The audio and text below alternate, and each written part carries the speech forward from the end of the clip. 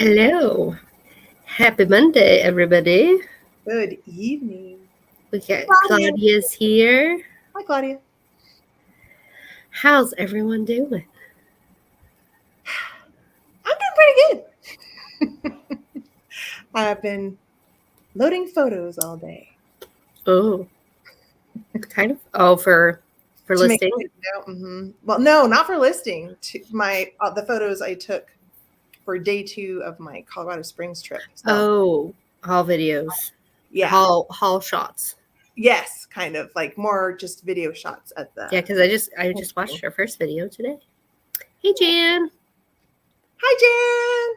How is everyone's Monday going? We were talking about heat on Mystery Monday earlier because it was quite warm here today. I've been inside all day, so I've been pretty comfy. Yeah, I was too. Yeah. And I turned my air conditioners on at the right time. Because you know how if you wait too long, then it can't catch up. Yes. And I got it in the sweet spot. So when I came home to a nice, cool house instead of a hot box. Good. Yes. Nice, comfortable home. Hey, Mercy. Jan. Hi, Joy. Good evening. Hi, Jan. Well, if you all have watched Brocante and Bergamot before, today is totally different. Yep, we're switching it up already. We're throwing you for a loop. I mean, the segments shall return, but we thought it was, this is episode 5. It seemed a good idea to answer some questions or just talk about us. Because we're so interesting. Well, I think you're interesting. Oh, thanks. I think you're interesting too. I've got some extra questions for you. Oh, I didn't bring questions for you. Now I'm going to have to. Oh. But definitely we encourage audience participation. So if y'all have questions for us, I have a few that I snagged from my Instagram post. But if y'all think of questions, feel free, drop it in the chat, and we will get to them as much as we can within the hour. So, I mean, should we just start then? Yeah. But do you want to ask a question first, or should we go to our previous I don't know, list? it's up to you. I just had a couple questions that I thought would be fun. Okay. Yeah. One question I had was my favorite piece of ephemera. And so I'm reach and grab it. I have it in a protective sleeve. So this is Ladies' Home Journal from July 1910. Ooh, that cover. Well, so funny story. Oh. I bought a print of this cover from Nikki Black Dog Vintage. And when I took it out of the frame, somebody had just chopped off the bottom. And so then I went on eBay and I found the actual full version of this. And so the print is hanging up. It's not hanging up currently because I'm rearranging things in my bedroom. But I have it in a frame. It needs a better frame. But I have it in my boudoir. It's perfect. So perfect for the boudoir. I'm pretty sure at some point in the future I'm gonna do a read-through video of this. A what video? Like a reading. Like we'll go through it. Oh yeah, go through each page. Yeah, go through each page, or maybe just might be a couple videos because there's a lot of stuff in here. There's romantic stories. Wow. And stuff like that, or just like a video of looking at the ads and stuff like that. But yeah, I love it. This was 15 cents when it was printed in Philadelphia. But I just absolutely love. Well, one of the ads on the back is for what do you know about vinegar? And it's Heinz. And it's Heinz. And I mean, Heinz is a huge thing in Pittsburgh, which is the biggest big city near me. So, yeah. So that's my favorite piece of ephemera, which was What the do first you know question I about got. your- It's cleans. important for many things. It cleans things. It cleans. It adds that acidic zip to your food. That's true. Yeah. But what do you have a I brought some. piece of ephemera? I have more than one, but Hey, Helen and Peg just joined us. hey, Peggy! I brought some postcards. I brought one just because I really like the image, and the other one is more sentimental. But Oh yeah, I mean, I could do a favorite postcard on its own. yeah, this is just the only Lion Coffee trade card I have, and I love this one because it has the crescent moon on it. Oh, I love the moon. I love the moon, but it has that really great lion. Oh wow! Oh, I left it in the plat. There we go. You can see that. So really cool. Isn't that cool? I mean, what's the age on that? Black is so cool. I don't know. I don't know. I know it's old.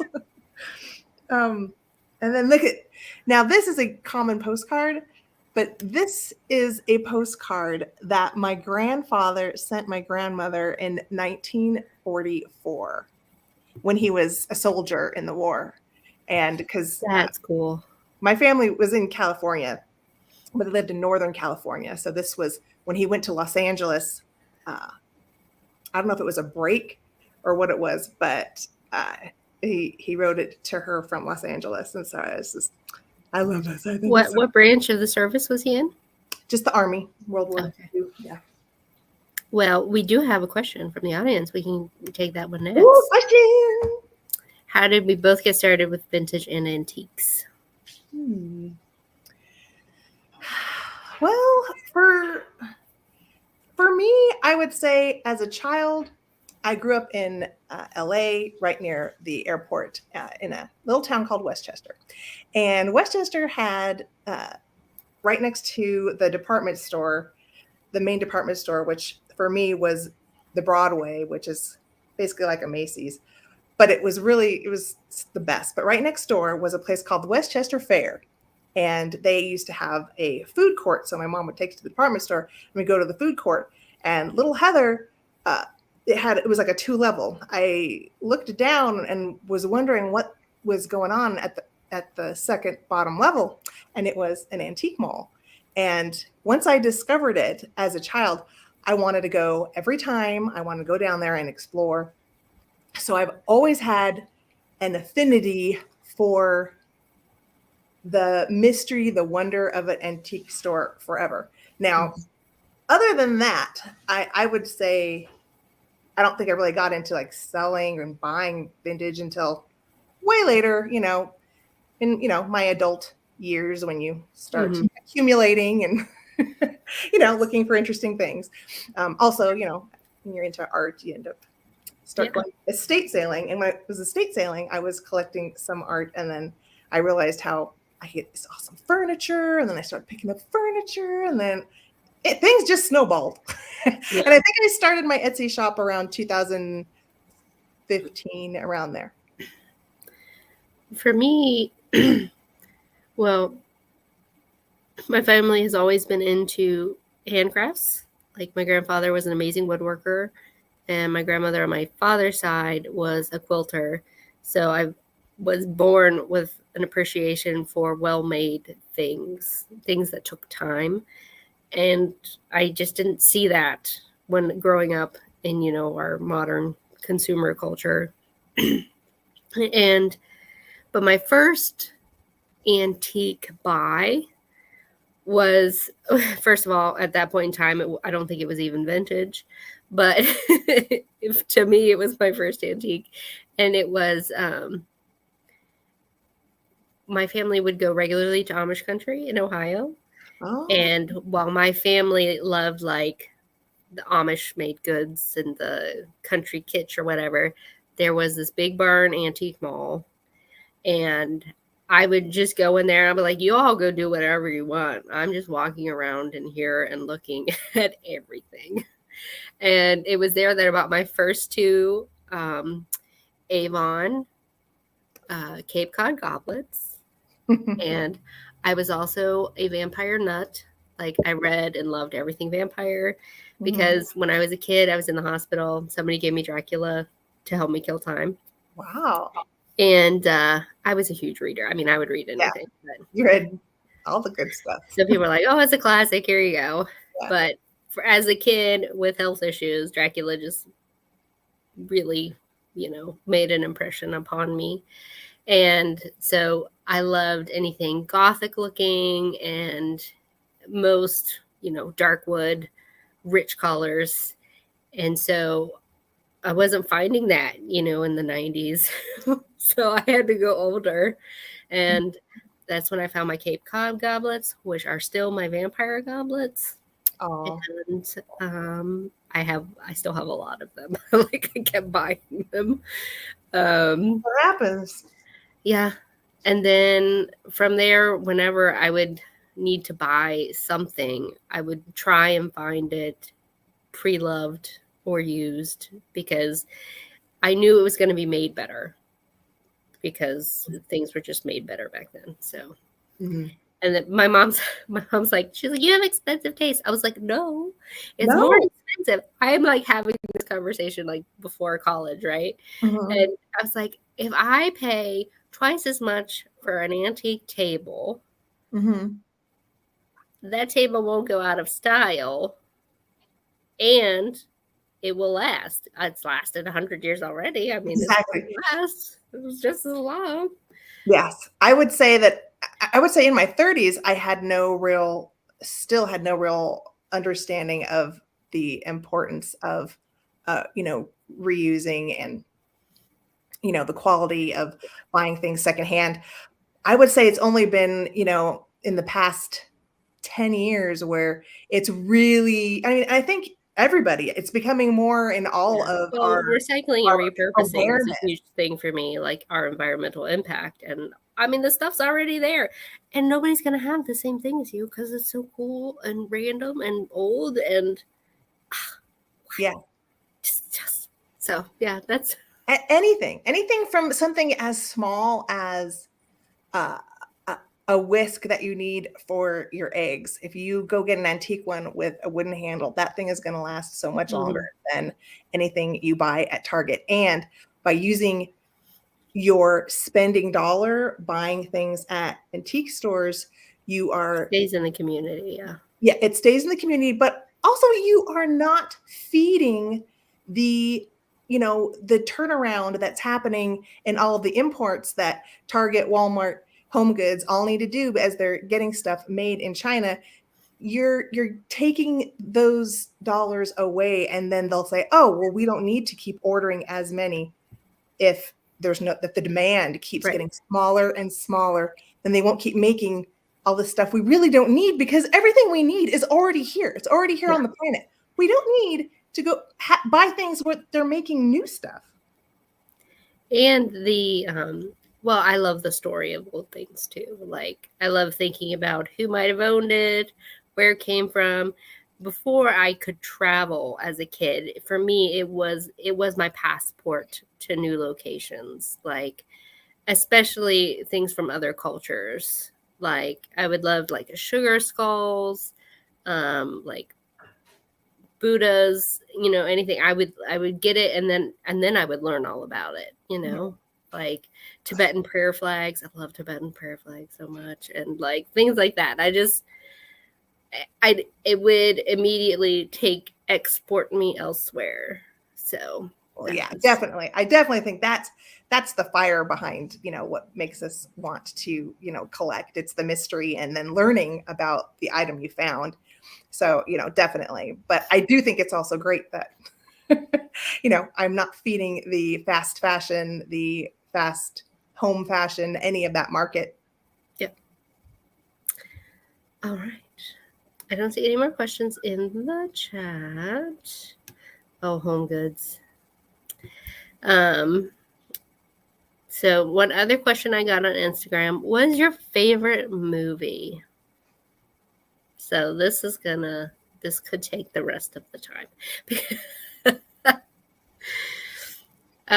Now my favorite movie of all time, and has been, like, if somebody would ask me what my favorite movie was since the time I was 10, is Casablanca. Because I'm an old fogey like that. I love Casablanca. My first celebrity crush was Humphrey Bogart. Okay, Wow. like, and then I found out he was dead. I was like, No. but then I learned about his romance with Lauren Bacall, and I was like, oh, I think they married. Didn't they get married when she was like 19? She was 19 when they met, I believe. Oh, when they met. Mm-hmm. On To Have or Have Not, is that what it was? Yeah, is that the one? To Have and Have Not. Put your lips and blow, that one? Your lips and blow. Yes. I love it. But then I would, I mean, I would like get all of his movies, some of which I still only have on VHS because they're hard to find. But like The Maltese Falcon, The Big Sleep, Key Largo, all of them. And then I branched into others. You know, there's some good Cagney movies out there, and of course you've got Cary Grant. What my second favorite when it comes to older movies. Hi, Nancy. Cary Grant. Have you seen Indiscreet? No. Oh, I might it's Cary have. Grant and Ingrid Bergman. And so he tells, I think so.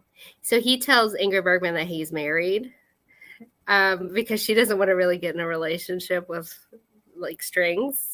And she has this line, which is, "How dare you make love to me and not be married?" So when was that made? Is that a little bit later? I think it's 50. She's older, so it's well after Casablanca, and he's like the salt and pepper. It's not a very well known. It's one of those I would dig through, but maybe I didn't. The like $3 bin at Walmart, like looking for black and white movies or for older movies, and then I would just buy them. I have so many DVDs. It's a lot. Do I currently have a DVD player? No. But I'm not going to get rid of them. Make sure you get a DVD player before you can't find one anymore. Right. But what's your top? Well, I mean, if somebody asked you and you had to pick one, we can do lists. We're going to do more. I can't pick one. But if I had to pick one, I'm going to say... Oh, I can't.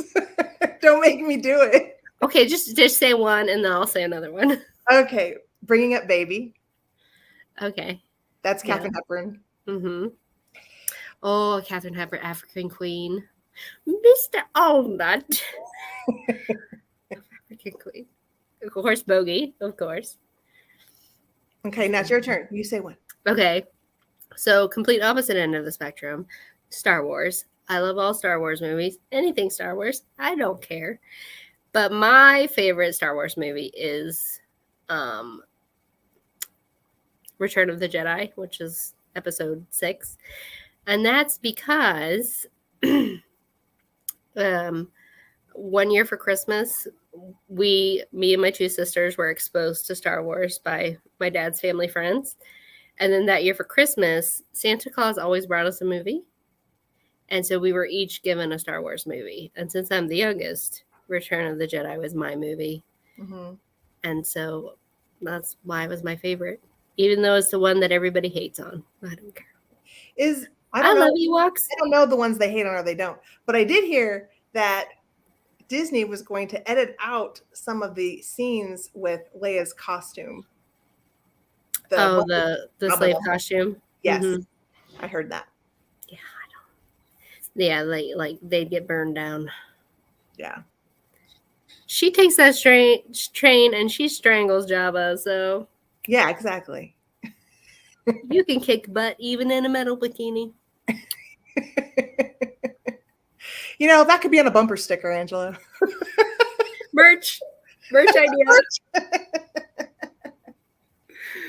No, I just love Star Wars because it was an escape. And then I met some of my best friends. We were nerds together, and we would read fan fiction. One of us would write fan fiction. Like, not me, I'm a terrible writer.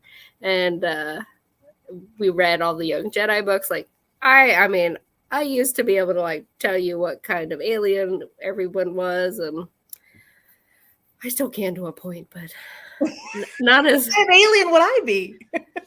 No, I mean like in like if you pointed to an alien on screen, I could tell you their race. Oh, I thought you meant you to look at people like, you know what alien you would be? So those are my two extremes. But then I have other random ones mixed in too. So, What's your next favorite movie? Well, I have it in categories. So the top was Golden Age of Hollywood. So that was Bringing Up Baby, and then It Happened One Night. Oh yeah, with Claudette Colbert, and Alice. Philadelphia Story with Philadelphia Story is good. Yeah. And and Affair to Remember. That's too sad. It is so sad. No, too sad. And was it Jan had asked us about which I have not seen, is Grand Hotel with Greta Garbo. It doesn't ring a bell for me. Is that sad, Jan?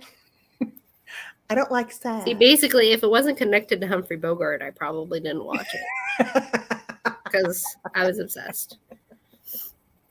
And like, he's the one. I'm pretty certain he named the Rat Pack the Rat Pack. Oh, really? And so when I found that out, I was like, okay, now I can watch all the Rat Pack stuff and listen to all the Rat Pack music. And yeah, I liked Dean Martin a lot. Oh, Pride and Prejudice. Yes. I'll have to look into the Grand Hotel. I love that some of these streaming services, you can find a lot of old movies to watch. And I haven't looked at movies in forever. My next favorite movie. I kind of quoted it on my Instagram recently. I did that filter and it made my eye look like it was twitching. Yes. And so there's this movie called French Kiss. And it's Kevin Kline and Meg Ryan. Okay. Oh, I think I've heard of it. And he plays a Frenchman. There's smuggling involved, and he's a thief, and her fiance left her, and it's funny. It's a hilarious movie. But there's this quote. He says, "When people tell me they're happy, my ASS begins to twitch." And so later in the movie, she's making fun of him. She's like, I can see you sitting in the back of a crowded cafe saying, my butt is twitching. You people make my butt twitch. She doesn't use the word butt. But do you know when I was probably 12 or 13 is when I first saw Kevin Kline, and he was in the musical Pirates of Penzance with Linda Ronstadt. Has anybody seen that movie? No. Because when I was a kid, I thought that was fantastic. Oh, I love him in Michelle Pfeiffer's in that like modern reinterpretation of Midsummer Night's Dream. He plays Bottom, I believe. I don't think I saw that either. So many things to see. Oh, Dr. Zhivago. Oh, man, there's too many feelings for me in regards to Russian literature. Преступление и наказание. Reading that in the original Russian was a lot. That's Crime and Punishment. Yeah. Yeah. I know Peg knew what I was talking about when I referenced that. So, and now I haven't watched it in a while, and now I need to track it down.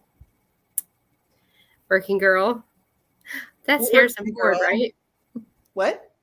Working Girl. Harrison Is that- Ford, Melanie Griffith, and Mhm. Sigourney Weaver, which on Is my that on yours? childhood list, one of my favorite movies was Aliens. I love sci-fi and I love her character, but I cannot watch that movie. It is I way think I too saw it when I creepy was for me. 13, right around there. Yes, Jan, I do know Russian. I studied Russian for all of college and grad school.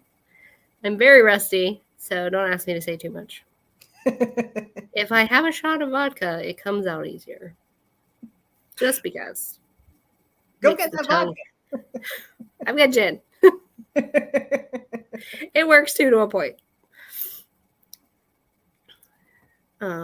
So, well, I think we can be done. Okay. Well, it's so I can talk about this. It's a funny story because I grew up studying.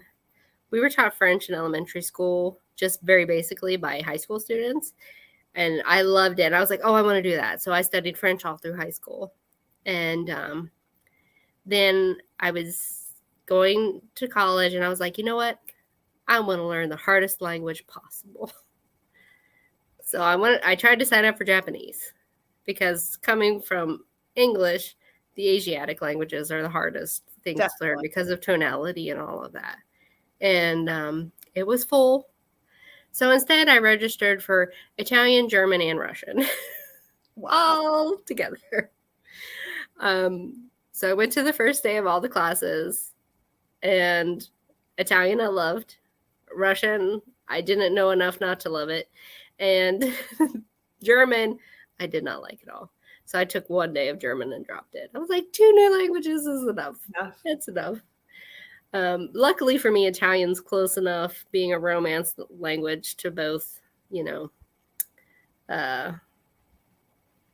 French and, you've got some small Romance bits in English that it was my easy class. And so I took it for 2 years. And then I just stuck with Russian because once its hooks get into you and you don't understand that 9 cases are coming later, then it's too late. It's too late.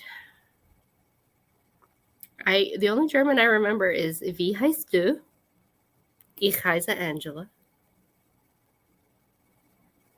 Ich heiße Heather Elizabeth. And Guten Morgen, Guten Tag, Guten Nacht. That's all. And that's all I remembered that first day. So, I mean, it stuck with me. Okay. The other question I got on Instagram was asking me my favorite piece of glowy glass. So I brought it. It is a swung base. It is a Fenton. It is known as Foggy Bottom. Fenton Foggy Bottom swung base. It was made between 1907 and 1912. So, of course, I say it's made in 1910. It's the lovely. Here, let me take these. Got my Lego rose in there. Are those glass roses? Oh, so this is an Italian glass tulip. That's beautiful. Yeah. The other one is Lego. It's a Lego rose. So you can see the lovely pearlescence in here, or would you call that pearlescence? What is the opalescence? Opalescence. There you go. But it's so gorgeous. But of course, I brought the black light. Everybody, turn down your lights. You don't need to. You don't need to, because it's gonna glow like crazy. It's my favorite. Because I'm a West Virginia girl. It's Fenton. It was made in West Virginia. It was made in the same era as my house. So that is why it is my favorite piece of glowy glass. And it does not fit in my glowy cabinets. So It sits by my TV with my fake flowers in them. But that's my favorite piece of glowy glass. Pretty good looking Lego rose, I have to say. Yeah. Okay. It's got thorns even. Yeah. But my cats can't eat it. That's the key. Do you have any glowy glass? I know it's not your collecting area. Not that I have as like my own personal collecting. I have a few pieces I just bought for my Etsy shop, but not like mine. Like this is my glowy glass. Nope. More for me. I'll take all the cut crystal. You can have the glowy glass. I'm drinking out of my fanciest clear. This is Cambridge Candlelight. It's a party. Okay. Trying to think.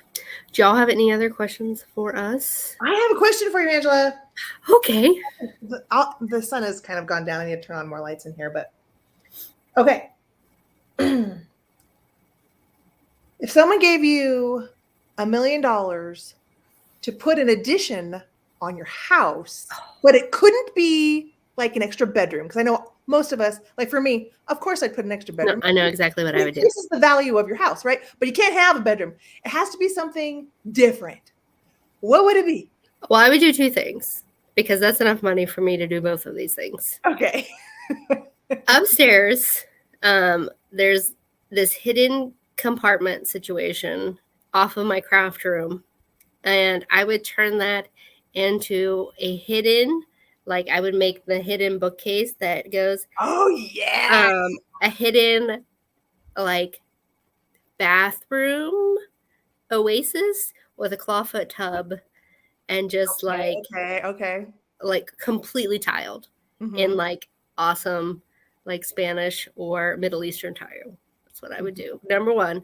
Okay. The other would go down into the creepy basement, and my favorite room would also be hidden behind some means of obfuscation, and I would make a speakeasy. For my, and then I would have a cool bar in there, like fun lighting. I have an old piano that's still at my mom and dad's house. That was my great grandmother's, and I want to turn it into the bar. That's awesome. Like, see, I didn't even, when I was thinking of this question, I didn't even think of that. I immediately went to the same as Joyce was, a big English glass conservatory. I could do that too. I'm right in line with Joyce. I didn't even think about a hidden speakeasy. Yes, so a hidden bathtub room and a hidden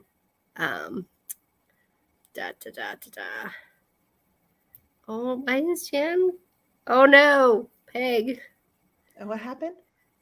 She learned the German songs for a Christmas program, and then she got sick on the risers. Oh, that's terrible. But yeah, no, I really do want to make the speakeasy happen. Yeah. Well, there would definitely be bookshelves in the speakeasy, because you could go down there, have your glowy cocktail, choose Dracula from the shelves. This is my dream evening. I'm here for it. I will definitely come to the speakeasy. Yeah, I want to make it happen. But before that could happen, like there's things with like water issues that have to, it's going to take more money than me, myself, and I have. So it is a dream at this point in time. But yeah, that's what I would do with $1 million. But that wouldn't take all the million, so I could absolutely. I don't know. Things cost a whole lot of money nowadays. You want 2 additions, one subterranean. Well, they're not. They wouldn't be full additions because the spaces exist already. Oh, well, see here. No. Okay, so now you have to answer the actual question. Okay. What addition would you make? I would make an orangery. Oh, see, conservative. Yeah, like an English conservatory where you have the English, There's a bug. the orange trees in there. Ooh. You could have an indoor pool. You could have tons of stuff. Yeah. Yes, I would have a password, and it would be feasible for me to make an outdoor entrance into that part of the basement. So my friends could sneak around the back to the speakeasy. Yeah. Oh, candlestick. That would be perfect for the outside.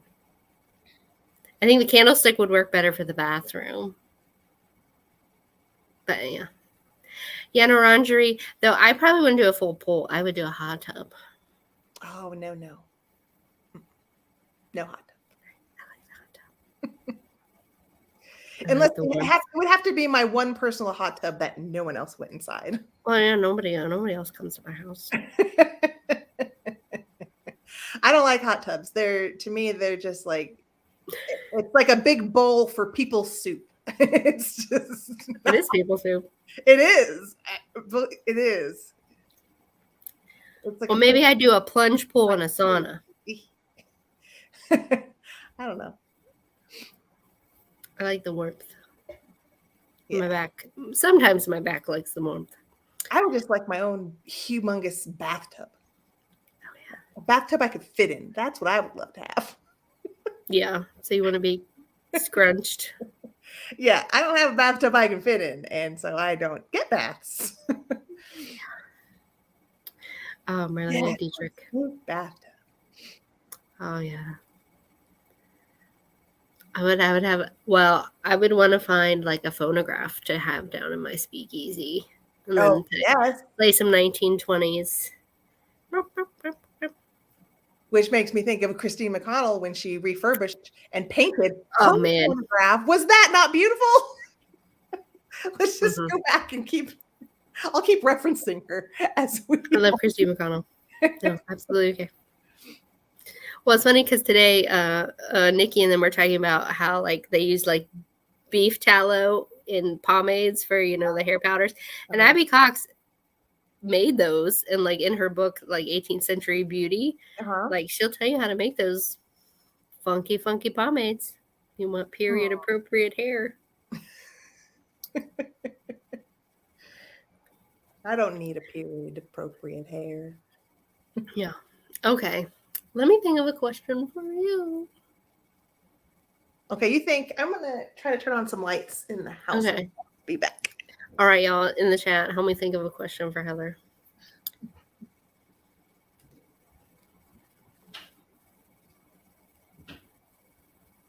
I think I have one.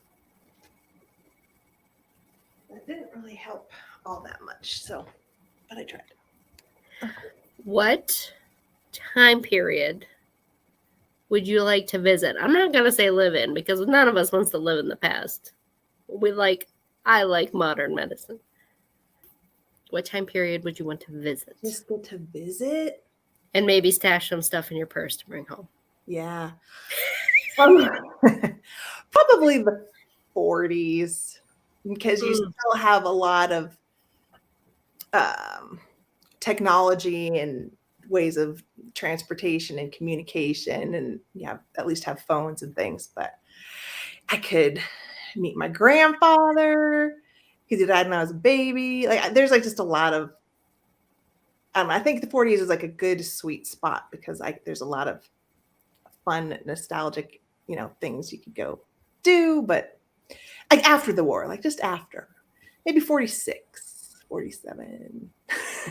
Yeah, I would want to go to the interwar period. I would want to be in like Paris during, the height of Art Nouveau. Yeah, but war scares me. I said interwar, in between the two. Oh, okay. Yeah. Well, no. So if I really wanted a Nouveau, it would have to be just before World War I. Mm-hmm. So maybe 1910. Yeah. See, I would but love not here. I would love that, but I'm like, see, the thing is I end up thinking too realistically. Like I'm like, well, it's like you know, Well, you're only there for like a day or two. It's not like, Oh, okay. you know, I'm trying to figure out how you're did not spending lots of time. So, yeah. Wanted to like have absinthe the right way. Just like just sit in a room where those people are like, just doing their true bohemian lifestyle. I'm sure it would be illuminating. The room where it happened. Yeah. That would be me.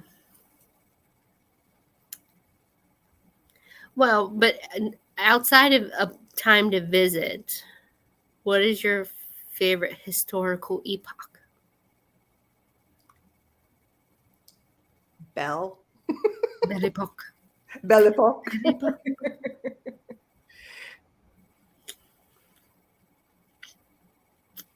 I don't know that I have one favorite. Yeah, it's hard. It's hard to have a favorite, but I'd say. Do you like Victorian? Yeah. Oh, all right. Here we go, Joyce. Joyce. Favorite artist? Can't do this one. I mean, I love Van Gogh.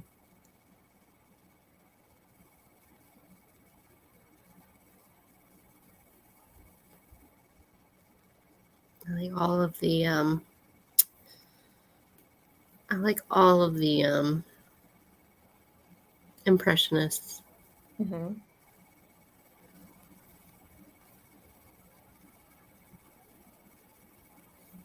Yeah. Do you have a favorite painting? No. It just seemed a natural extension. I can't narrow down a favorite artist. How in the heck am I going to have a favorite painting? I know. Favorite painting I ever saw in person, which I don't even know who painted it. It was in the National Gallery. Starry Night. I mean, that's a gorgeous. I love it. You know what? I don't even remember. I know I saw it. I went to the Louvre. Oh, mother. Oh, the Mona Lisa. Sorry, there's a mosquito around here. I just killed one. I'm allergic, and it just got really close to me. I just had one of those like slapstick comedy moments. I don't want to rewatch. Oh my God. I'm going to start swearing up in here because I do not like mosquitoes. So I apologize ahead of time. What were we talking about? But I will say, when I was at the Louvre, something that totally surprised me was, and everyone always is like, Monet, Monet, Monet. When I saw Monet's The Cathedral, he did the cathedral. I don't know if it was Notre Dame or which cathedral it was, but it was in a series where it was different times of the day, so the lighting was different. That left an impression on me. I don't even remember what the Starry Night really looked like. I know what it looks like, but I don't know who painted it, but it was in the National Gallery. It was a triptych of like youth, middle age, and like death, like in a boat. Like it was the scenery was so rich, and like the idea behind the paintings just made a big impression on me. I just don't know. I don't know who did it. It was in the older wing, not the modern wing, so probably 17 or 1800s. And now I'm gonna have to look it up. Yeah, gonna have to find it. I'll find it. Okay.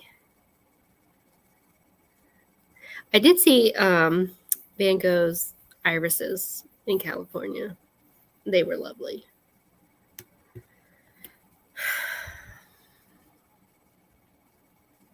Ooh.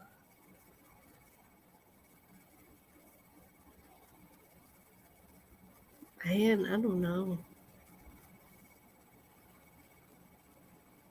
Prince, David Bowie, and Can I count Marilyn Monroe as a singer? Because I would love to bring her back. Oh yeah, she deserves more time. Yeah. Yeah.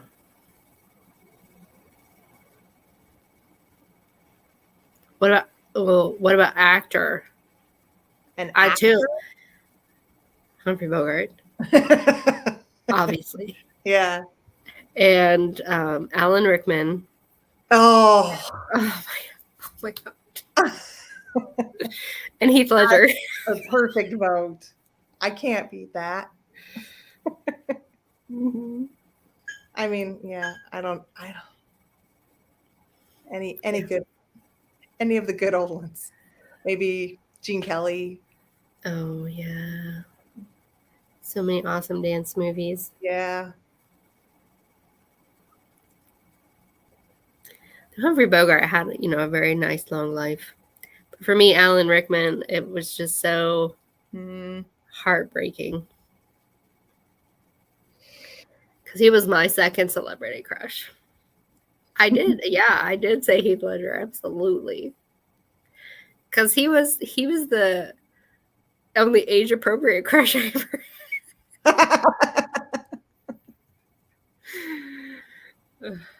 Anyway. Oh, Betty Davis, Nat King Cole. That's right, Alice. Diamonds are a girl's best friend. Mm-hmm. Jack Lemmon. Oh, no, Some Like It Hot. The best movie. It is so good. Oh, Tony Curtis, yeah. John Wayne, I don't know. Me and John Wayne have a complicated history. I watched a lot of John Wayne movies. I have no history. I watched a lot of John Wayne, and they weren't well known John Wayne movies because we bought my dad. Of course, your dad tells you he likes something, so that's what you get him for Father's Day and Christmas every year because guys are hard, and so we got him a box set of John Wayne movies, VHSs. They weren't well known John Wayne movies, but we watched them over and over again, so we knew them very well. It was The Wake of the Red Witch.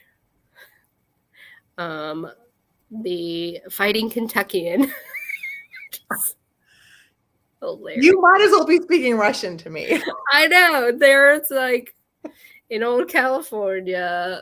That's 3 of the 5. I can't remember.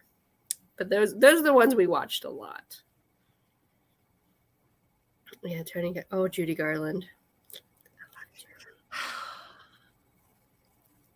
I would like to bring Judy Garland back just to try to save her from what happened to her with all the management and all of the uppers they used to give those kids to keep them performing. It's just, and they all get Natalie Wood. So sad. Natalie Wood. Mm-hmm. All right, y'all. Think of a happy. I know. We need a happy question. Give us an off. Oh, I can do my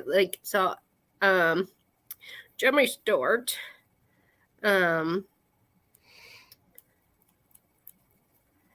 So, do y'all know what a straw mark is in glass? This is completely random, but it is a little factoid that's not enough for like a whole history highlight. Because we all talk about straw marks in glass. What did I have for dinner? I had cheesecake for dinner. Let me see if I can find a straw mark on here. Now, Fenton was pretty good, so you didn't often find straw marks. But you'll be interested to know straw marks have absolutely nothing to do with straw. Now, I thought when people would tell me they found a straw mark in glass, it was because it was cooled in straw or it was packed in straw. No. Its technical name is a shear mark. So when you have the molten ball of glass on top of the pontal, and they would drop it into a mold. In order to get it off of the thing they scooped it out with, they have these shears, which are room temperature. They cut the ball of molten glass off, and so it makes a line. And when it goes into the mold and then is pressed, that line from where the glass is cooler because it was cut by room temperature stuff leaves that little line. And that's why you have straw marks that have nothing to do with straw. Yeah. Because I read up on it, because somebody asked my mom, I think, who's not a glass collector at all. And I was like, oh, I love the straw mark. She's like, why do they call it a straw mark? And I was like, well, because it was cooled in straw, right? And then, no.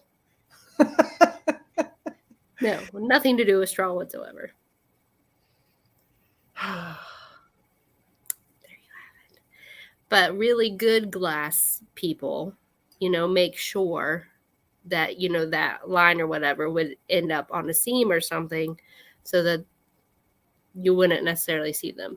But when glass was made in a hurry or what have you, you could get lots of them. There you go. It makes you wonder who came up with the term. Yeah, I don't know. And the articles I read on it, like nobody's like, we don't know where it came from. We don't know why. I do like pottery. I definitely have an appreciation for pottery. I have one significant really piece of pottery in my home, and that is a piece my husband and I got in Santa Fe where we were celebrating our honeymoon. So, but as far as like a collector of pottery, I am not, and mainly is the reason for that is because I would be worried that I would break it. So for me, most of the pottery I have is modern, like made by artists I know. Not necessarily, I'm not a collector of old pottery. Though if there's a pottery piece I like, I'll buy it.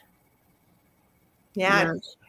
If I wasn't so scared about dropping my honeymoon pot, I would show it to you guys because it is quite unique for like a Santa Fe type pot. Is it one of those two spouted things? No. Hey, babe.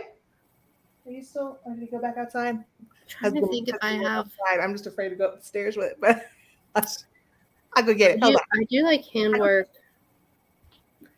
Now, I took pottery one summer for a summer, so I have pots that I've thrown. They aren't very good. So, but I mean, I only took it for like 6 weeks.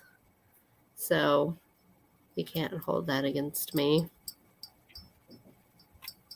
Geneva, hello. Do you have any questions for Heather and I? Okay. This is our honeymoon pot. That's pretty. And you'll see it's unique because it has bats on it. You have a vampire pot. I have a vampire pot.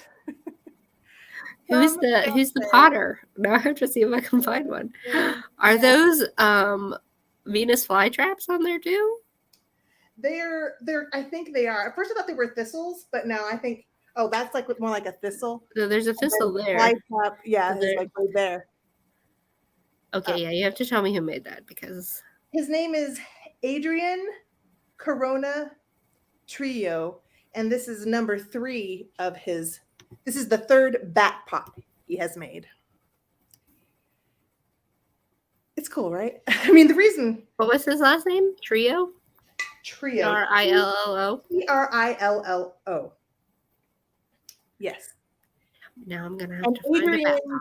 Adrian is spelled Adrian, not like ENNE or anything. Mm-hmm. Oh. All right. See, this is my problem. I see something and then I'm like, oh, I need this. Yeah. Oh, no, Geneva, nobody has asked us that. I'll have to go. Okay. What is your holy grail item you'd like to find? I've already found one of mine.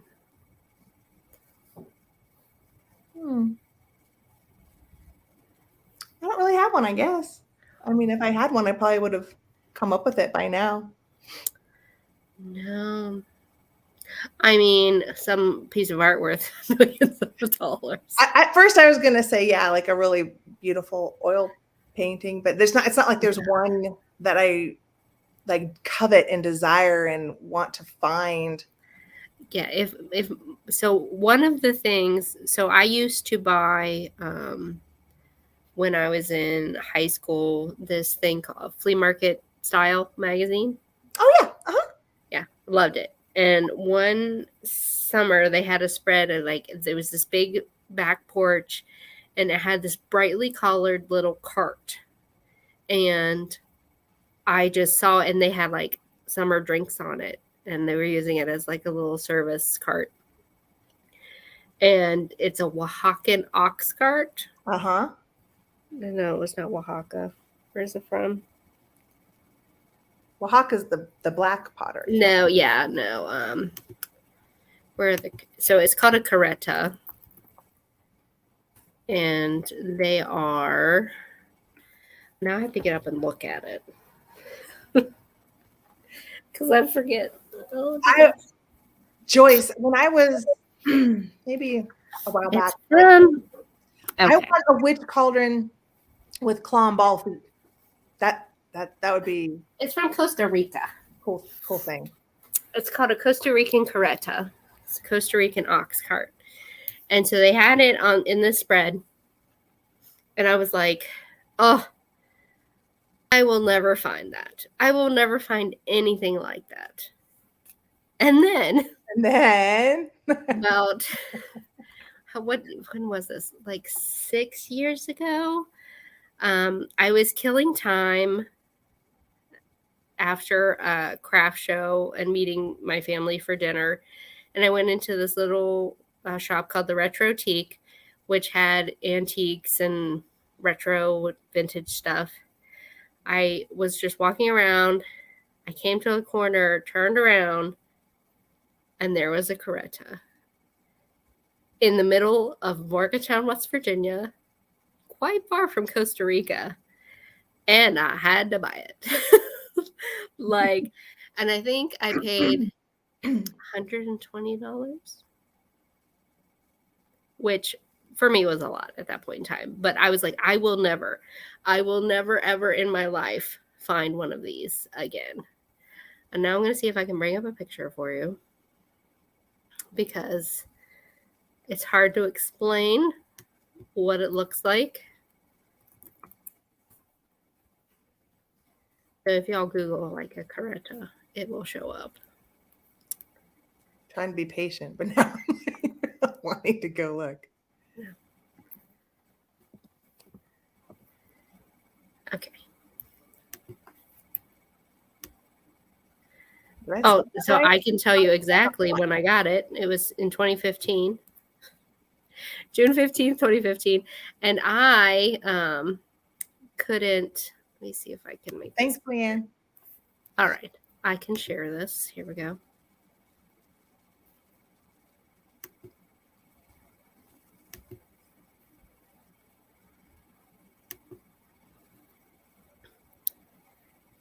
Okay. Geneva's got some good questions. Okay. So let me move this. So this is my carreta. Wow. And so the top has these two little trays. Oh and they come off. And the inside has blue. There's Malcolm investigating. And then these sides also come off. So then you have this little like hay wagon look. Oh, and wow. Originally it had like bottle holders there where I put the tray, but it holds the tray perfectly.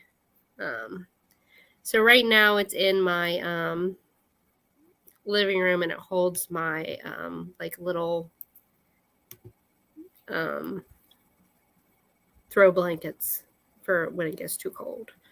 So that was one of my holy grail items, and I found it and I could not believe it. I could not believe it. And it was almost 7 years ago to the day because it was June 15th, 2015. That's really neat. I have never seen a piece So like that. these are just miniature versions. They have full-size ox carts, and that's what a carreta Wow. is. And they were painted like that. And so this was meant to be a little bar or server, and it Mhm. was a souvenir. They also make little tiny ones. Okay. And this company, there's only 2 like family-owned companies that are in competition in Costa Rica that make them. And so yeah. Right? Yeah. Did you Okay. see Geneva's question of like a piece that haunts you that because you walked away and you didn't get it? Oh, there's so many. Everything. All the time. Now, one I have since bought one similar, but it's still packed away because I'm not allowed to open it yet. But Heather knows about that one. Basically, any piece of fancy silver, anything truly Art Nouveau. Oh, there was an Art Nouveau lamp. Yes. There was an Art All Nouveau of the, lamp all of the at. beautiful jewelry that I saw at that one store Oh yeah. that I couldn't take home. I wanted those so bad.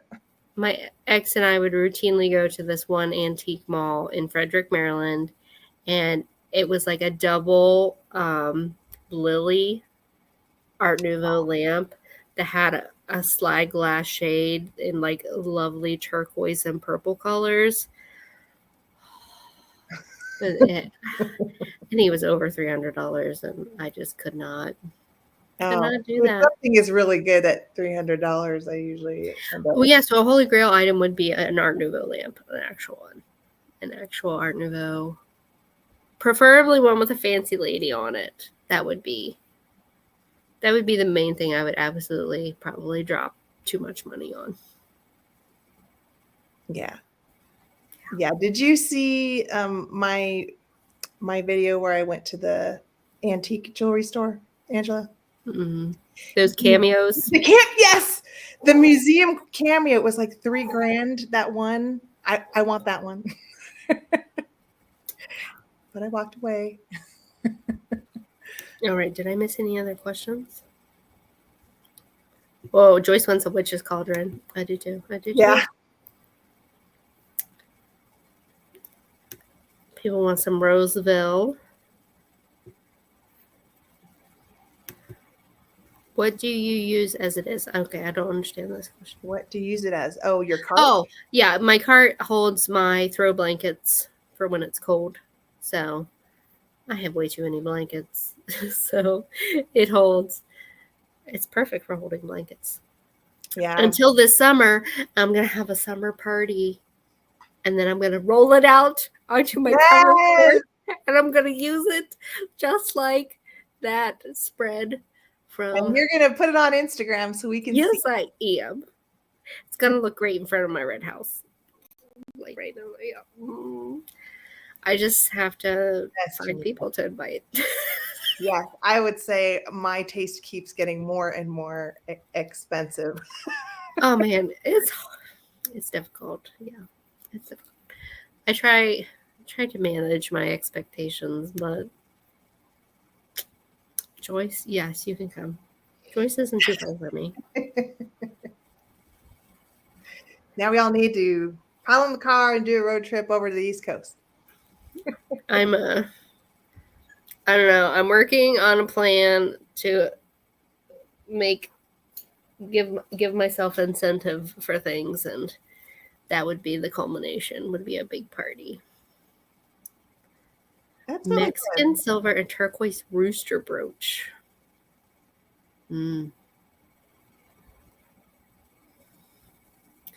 Yeah. What is it? What is the phrase? Champagne taste on a beer budget. Except mine appears to be Dom Perignon. You know what I mean? Yeah, I do. But it's funny because with most other things, I am not fussy at all. I mean, I love a good deal, absolutely. So like, Absolutely. I'm trying to build my collections in a way that is sustainable. Which I mean, that was a pretty killer price. I mean, only $120 for that. Oh yeah. Carreta. even in 2015, a deal, which it was marked more, but I talked him down a little bit. Mm-hmm. I'm like, who are you going to find that wants this? Mm-hmm. I will take it right now. But yeah, I try not to spend outside of my means, which means that I have to stop buying things. But I just thought of a holy grail item that I can find on Etsy. They're always in Europe, but one I would love to find one here in the States where I wouldn't have to worry about the shipping and it breaking and then like have to pay for all of the shipping. But it's one of those French oval cloches that have the bridal tiara in them. Have you seen those? Yeah. I love those. I have a couple favorited in my Etsy shop, but they're always around $300 to $450, $500. Well, figure out how to stop buying things. Plus the shipping. So, and I'm like, oh, I would love to find one in the U.S. wild. Mm-hmm. So, I mean, I would love Oh to my find. God. Sorry. The mosquito got close Just to smash me. it. I would love a French armoire, the large French wardrobe. Well, there's some antique stores where I could find one of those. If I had a house that would fit it, I could at least know where I at least could source one here in Denver.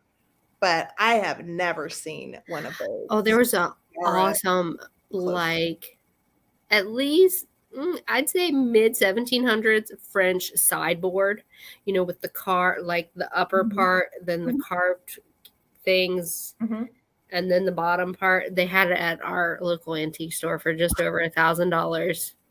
Didn't get it. Which, again, great price, but I can absolutely not buy it.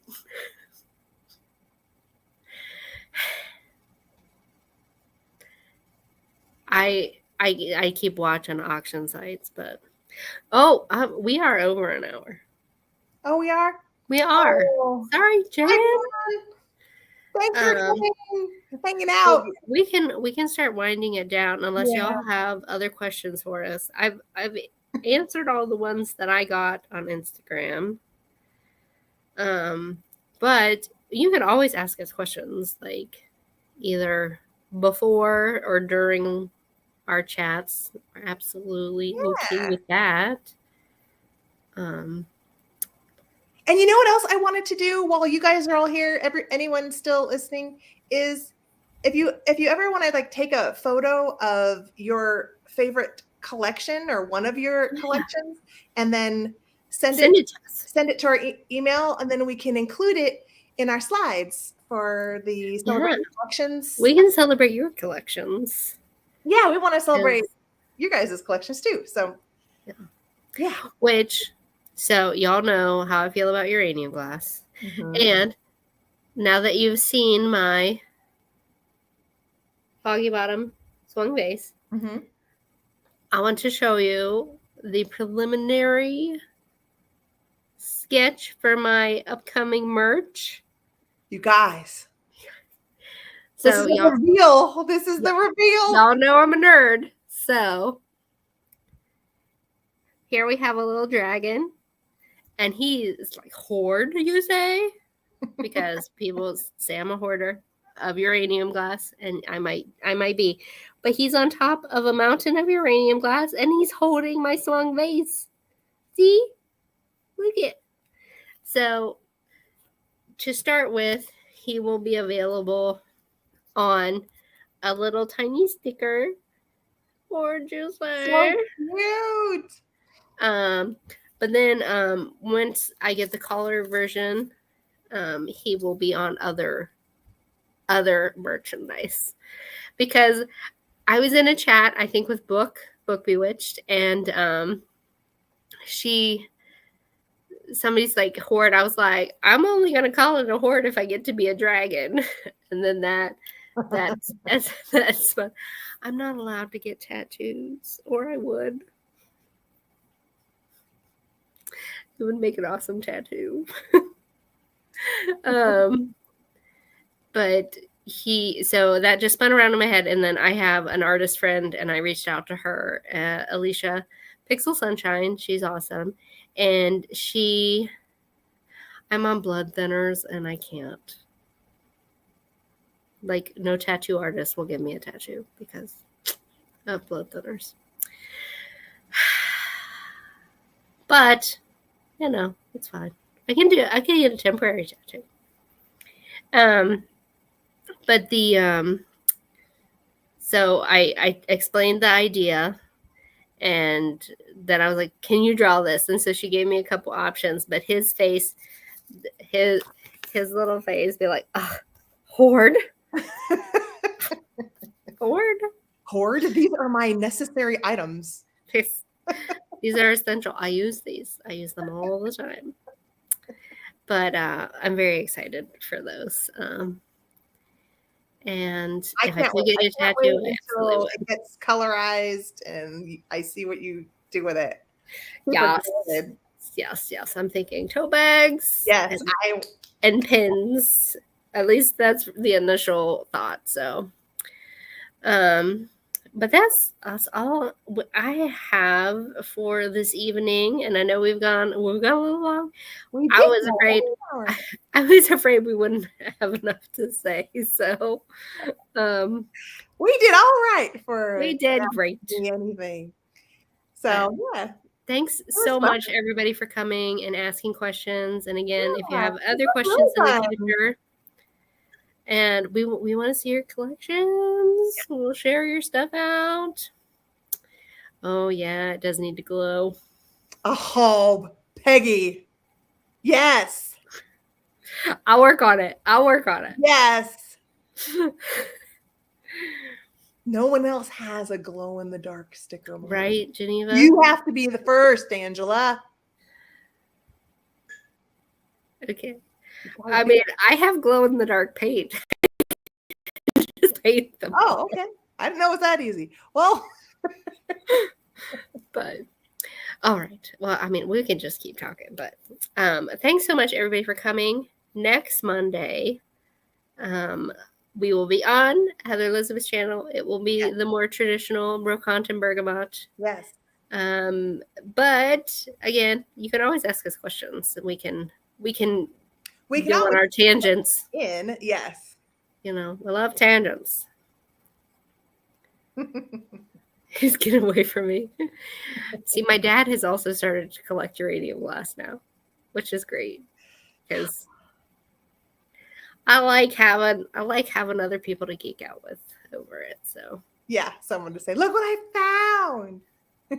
Yeah, so many people are like, "Why? Why are you collecting that?" I was like, "Because it glows." Yeah. Full of uranium. Why not? Yeah, I'm pretty lucky that my husband. I like to live on the non-existent danger. My husband can't get excited about a crystal perfume bottle, but he's happy for me. You can almost see the candlelight. I'm almost there. There's the flame of the candlelight. Oh, there we go. Oh yeah, it's beautiful. It's so pretty. So pretty. All right. Thanks, everyone. Yeah, really gonna close it down this time. This is a good. I hope you all have a fantastic week, and we will see you next Monday. Yeah. Oh, actually, you'll see us before next Monday. Oh yes. Yes. Do you want to talk about it?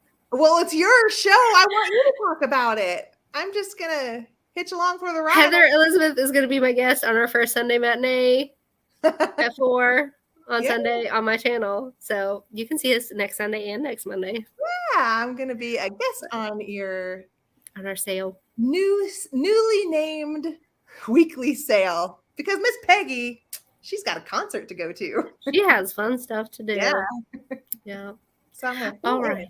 Bye, everybody. Have a great night, and we'll see you soon. Bye.